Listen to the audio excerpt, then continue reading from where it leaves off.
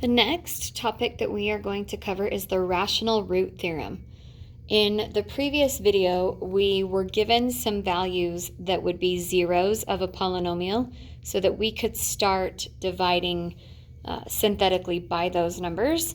In this video, we're going to talk about how we figure those numbers out on our own.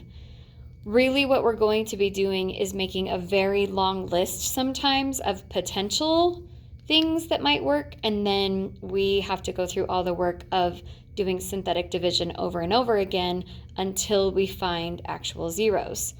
So the rational root theorem is just a process that we use to make that list of possibilities. Synthetic division is the way that we will test them to see which ones are actual zeros of the given polynomial. So if you learned this last year, you may have encountered the phrase shirts and pants.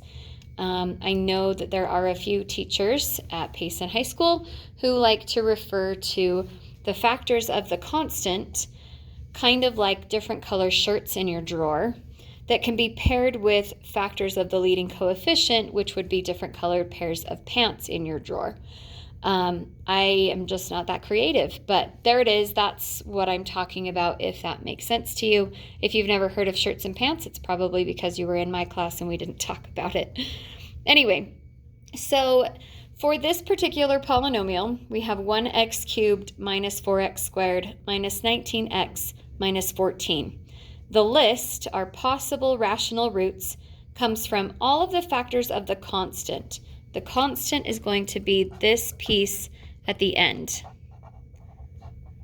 So when I say factors of the constant, I'm saying what are all the numbers that divide nicely into 14? 1 divides nicely into 14, so does 2. 3 does not, 4 does not, 5 does not, 6 does not, 7 does, and then 14 does. Okay? We are going to take those as the factors of the constant. Those are going to make up the numerator of our list. Then we could pair those with any factor of the leading coefficient. So the LC, or the leading coefficient, well, it's just a 1. So the only thing that divides nicely into that one is a 1. So that is going to create a much smaller list than if that leading coefficient had had a bunch of factors of its own. So possible rational roots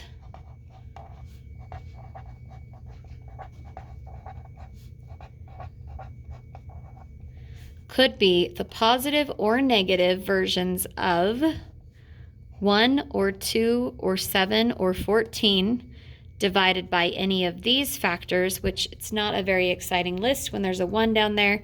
So really it could be plus or minus 1, plus or minus 2, plus or minus 7, or plus or minus 14. So it looks like we have 8 different numbers that we need to test. And we can decide whatever we want to try first. I usually just start small. So I'm going to test 1 just to see if it works. Again, synthetic division, we're going to pull down our coefficients. 1x cubed, negative 4x squared, negative 19x, and minus 14 is our constant. Drop it, multiply, add. Multiply, add, multiply. That is not 0, so it doesn't even matter what it is, so 1 did not work. Let's try negative 1.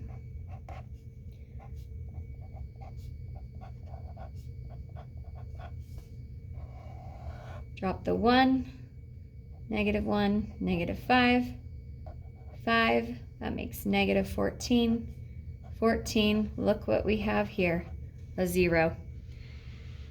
Okay, so now because this was a cubic, as soon as I find one that works, I have factored this down to a quadratic. So I am no longer going to be using this list. I'm just going to try to factor this if it will factor. I could keep going with the list if I want to, but it's much easier once you get it to quadratic to just go ahead and factor it like normal.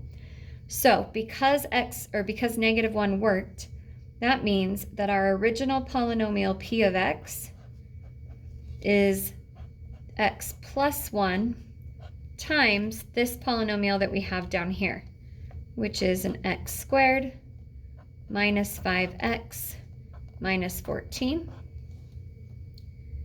So now I want to see if this will factor, which means there would have to be two numbers that multiply to give me negative 14.